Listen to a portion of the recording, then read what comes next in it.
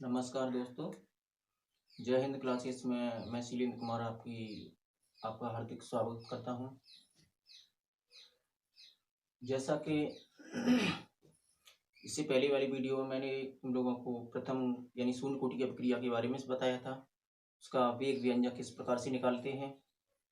तो मैं उसी को ध्यान में रखते हुए सेकंड टॉपिक है प्रथम कोटि की अपक्रिया, जो किसी भी स्टूडेंट को 4 नंबर गेन कराती है। इस प्रथम कोटि की अपक्रिया में सेम प्रोसीजर है, बस ज़्यादा कुछ दिमाग नहीं करना। तो आइए हम चलते हैं, ज़्यादा टाइम वेस्ट नहीं करेंगे। प्रथम कोटि की अपक्रिया के बारे में वही चीज़ है। प्रथम कोटि की अपक्रिया होती क्या है कि वह अभिक्रिया जिसमें किसी अभिक्रिया का वेग अभिक्रिया की सांद्रता के प्रथम घात के समानुपाती होता है, प्रथम कोटि की अपक्रिया कहलाती है। जैसे आइए चलते हैं, यहाँ पर हमारी प्रथम कोटि की अभिक्रिया।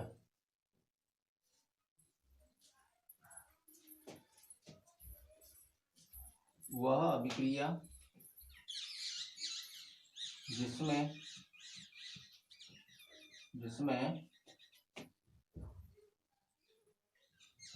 अभिक्रिया का वेग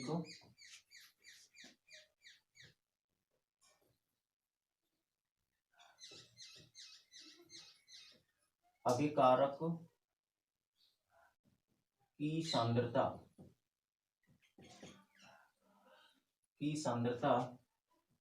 के प्रथम घात के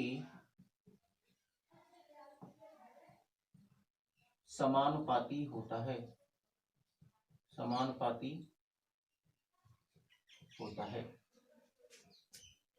कहने का मतलब है, प्रथम कोटि की अपक्रिया की डेफिनेशन है कि वह अभिक्रिया जिसमें अभिक्रिया का वेग अभिकारक की सांद्रता के प्रथम घात के समानुपाती होता है।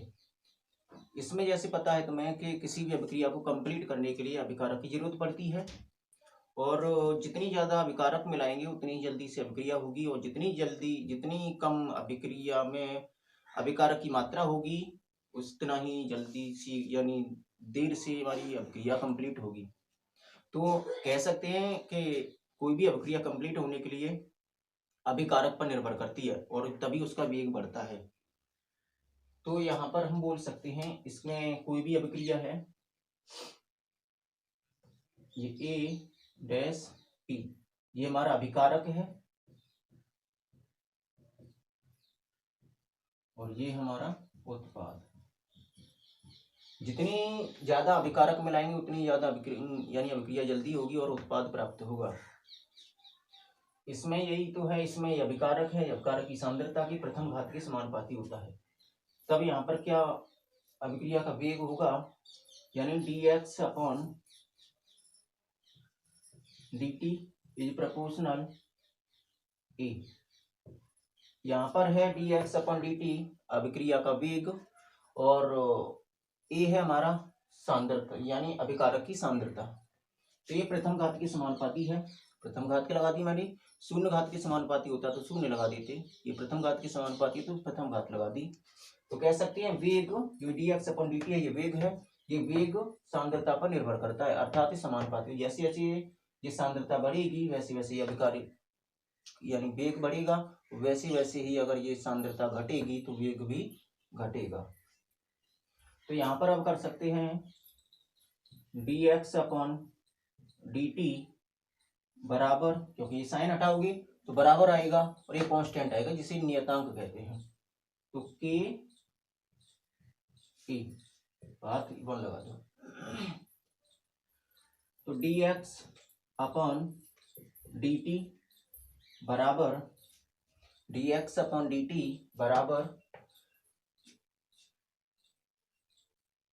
k a minus x.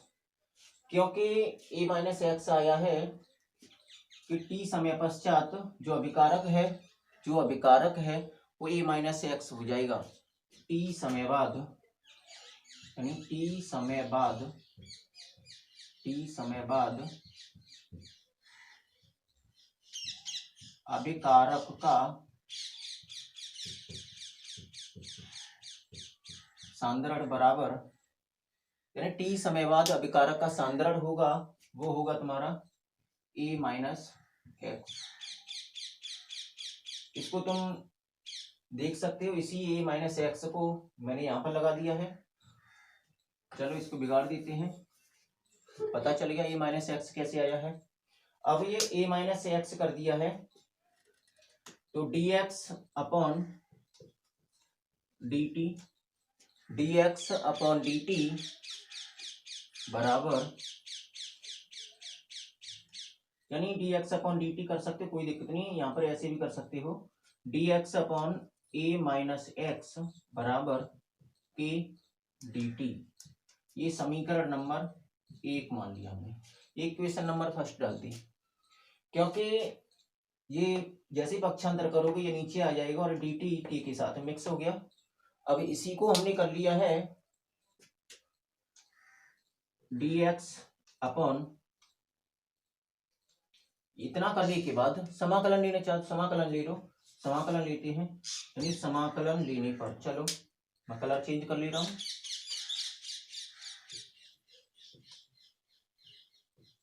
समाकलन लेने पर जैसे ही समाकलन लोगे तो क्या हो जाएगा,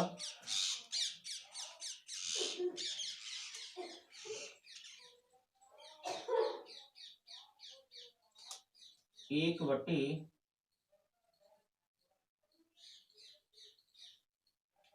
बट्टे ए माइनस एक्स dx बराबर k dt। अब इधर करते हैं,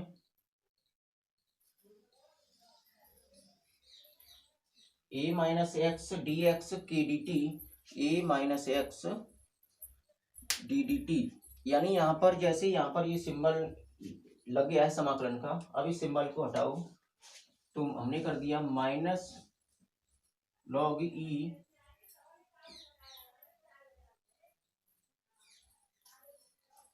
ए माइनस एक्स बराबर के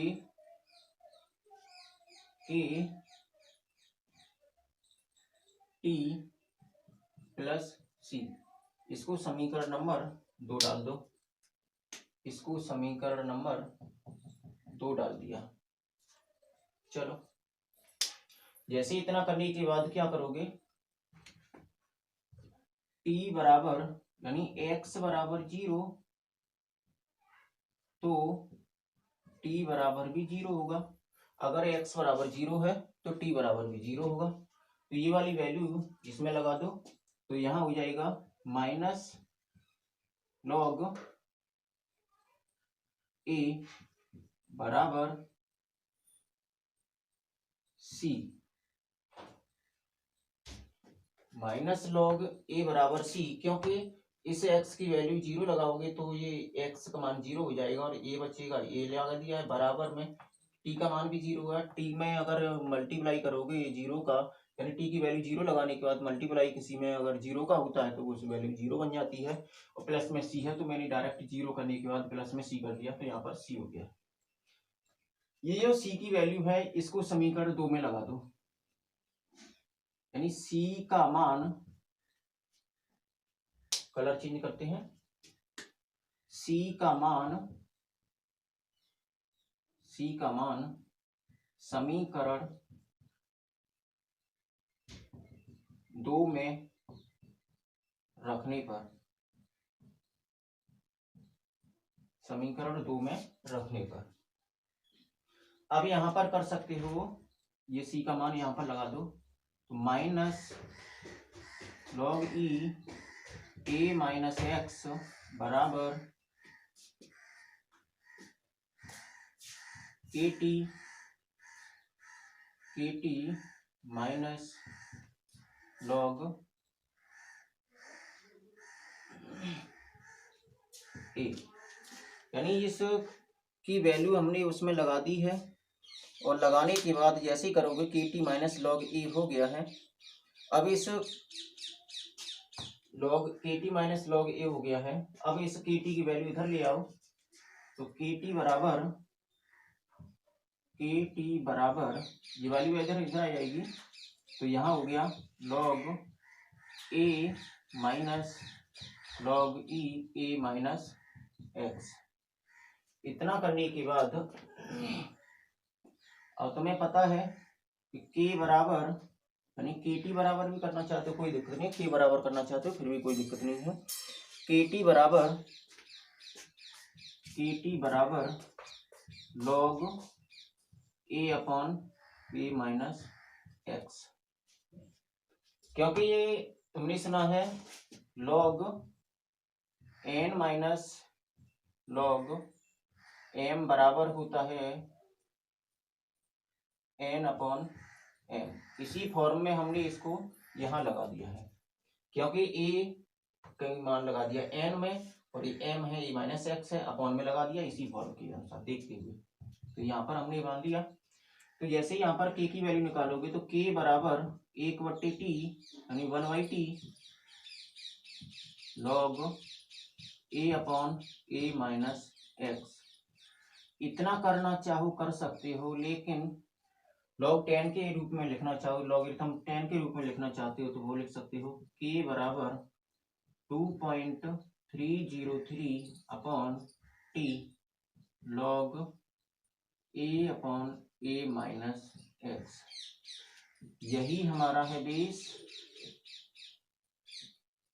यही इसी से न्यूमेरिकल पूछे जाते हैं। तो हाँ दोस्तों, इस टाइप से प्रथम कोटि की अभिक्रिया के लिए वेग व्यंजक सूत्र निकाला जाता है और इसका नियमन किया जाता है। ये तुम्हारा आता है 4 नंबर में। इतना करने के बाद 4 नंबर तुम्हारी पक्के हो जाते हैं। अगर ये छूट गया तो 4 नंबर छूट जाएंगे। तो कोई भी स्टूडेंट अपने 4 नंबर खोना नहीं चाहेगा। और मुझे उम्मीद है अगर मेरी वीडियो पसंद आई होगी तो अपने साथी दोस्तों को भी शेयर करना और सब्सक्राइब जरूर करना, क्योंकि आप तक ये नोटिफिकेशन मेरा पहुंचता रहे। आगे भी वीडियो बनाता रहूँगा, क्योंकि मैं जानता हूँ कोई बच्चा इतना अमीर तो नहीं होता कि वो गाइडलाइंस लिखने के बाद अपनी कोचिंग सेंटर से कोचिंग प्राप्त कर सके। मैं सबकी कंडीशन को समझता हूँ और इसी को देखते हुए हम लोग ये वीडियो बना रहे हैं और छोटे से चैनल पर के माध्यम से यूट्यूब तक पहुंचा रहे हैं, आप लोगों तक पहुंचा रहे हैं, जिससे कोई भी गरीब का बच्चा असफल ना हो पाए। इसलिए मेरी वीडियो अगर पसंद आई हो तो लाइक शेयर एंड सब्सक्राइब जरूर करना, बेल आइकन दबाना मत भूलना। किसी बायो वाले बच्चों को लग रहा होगा कि सर हम ये मैथमेटिक्स रूल और न्यूमेरिकल डेरिवेशन वगैरह नहीं कर पाते हैं, किसी को प्रॉब्लम आती है, किसी को दिक्कत आती है, तो मैंने ये बहुत ही सरल रूप से बताया है। अगर किसी को कोई भी डाउट आता है तो प्लीज़ कमेंट बॉक्स में कमेंट जरूर करना, तो मैं उसको कमेंट में समझाने की पूरी कोशिश करूँगा। क्योंकि यहाँ पर लॉग लेने पर मैंने एक शब्द मैं जानता हूँ, मैं भी एक बायो का स्टूडेंट रहा हूँ, क्योंकि मुझे भी सामना करना पड़ा था इस परेशानी का।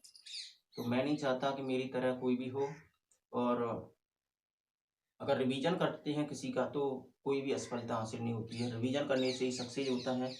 इसलिए प्लीज़ सब लोग इसको ग्रहण करें और आगे तक शेयर करें। नमस्कार।